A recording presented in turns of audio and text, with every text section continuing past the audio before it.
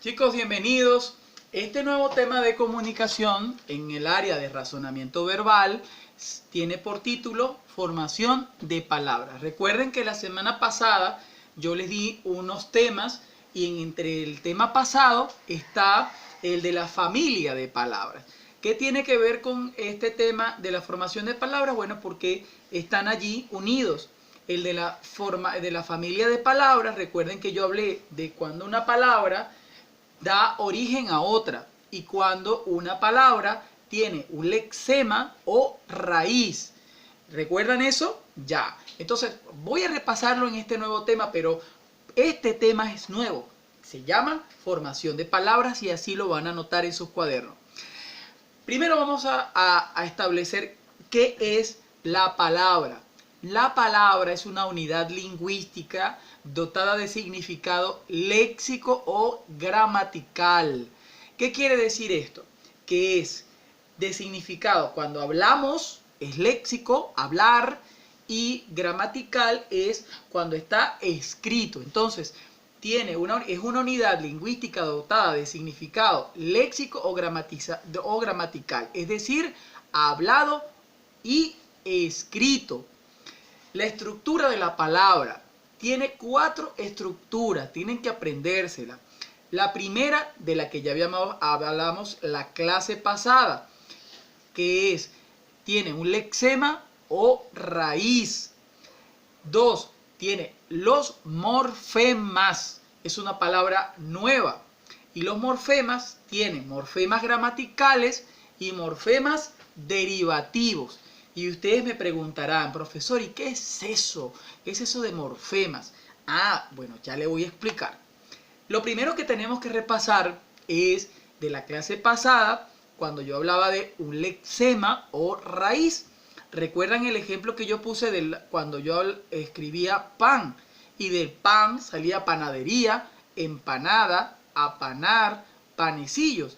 ¿Cuál era la raíz o lexema? ¿Cuál era la palabra que daba origen a las demás? Esta, pan, pan, pan, pan y pan. ¿De acuerdo? Esa es el lexema o raíz, así se tiene que llamar. ¿Qué es un lexema o raíz? Son las que aportan el contenido absoluto del signo lingüístico, es decir, la palabra que da el contenido total de toda una palabra. Tiene significado pleno, recogido en los diccionarios y constituyen el núcleo o raíz de los sustantivos, adjetivos, verbos y adverbios. Entonces, recordemos, un lexema o raíz es una palabra que da contenido o significado a toda una palabra completa. Ejemplo, pan, panadería, empanada, apanar y panecillo. ¿Cuál es la raíz o lexema? Pan. Ahora vamos a explicar qué es eso de los morfemas. Los morfemas es la unidad mínima de una palabra capaz de expresar un significado gramatical, es decir, escrito. Por ejemplo, si yo digo gato, ¿cuál es la raíz o el lexema? Gat. Gat. Porque si yo le dejo la O por fuera, esa O es el morfema. ¿Por qué es un morfema? Bueno, porque el morfema es el que da significado de género. Si yo digo gat es el lexema o raíz. Si yo digo gato, si le agrego la O, que es el morfema, entonces, ¿qué género es el gato? ¿Masculino o femenino? Es masculino, ¿verdad? Entonces, la letra O es el morfema. ¿Por qué es el morfema? Porque es la unidad que le da a la palabra capaz del significado completo de esa palabra. Vuelvo a hacer otro ejemplo. La palabra panes. Si yo escribo panes, ¿cuál es la raíz o el lexema de panes? Pan, lo que está en rojito. Miren, yo lo puse en rojito, así se los puse en la lámina. ¿Cuál es el lexema o raíz? Pan. Si yo le agrego es para que diga panes, entonces esa es, que está en color moradito, es el morfema. Y cuando yo digo panes, me estoy refiriendo a un pan o a varios panes. ¿A singular o a plural? Me estoy refiriendo a plural. ¿Por qué? Porque son varios panes. Clarito esto, ¿no? Que no nos vayamos a enredar. Los morfemas, ¿qué son? Es la unidad mínima de una palabra capaz de expresar un significado gramatical. Aquí en las láminas ustedes tienen los ejemplos. Ahora vamos a revisar los morfemas gramaticales. ¿Qué es eso, profesor, de los morfemas gramaticales? Bueno, son los que añaden al lexema o a la raíz de una palabra nociones de género, sea masculino o femenino, de número, o sea, cuántos son, tanto en los sustantivos como en los adjetivos, y de número, persona, tiempo y modo en los verbos. ¿Qué son los verbos? Las palabras que indican una acción. Voy a hacer el ejemplo. Ejemplo, hermano.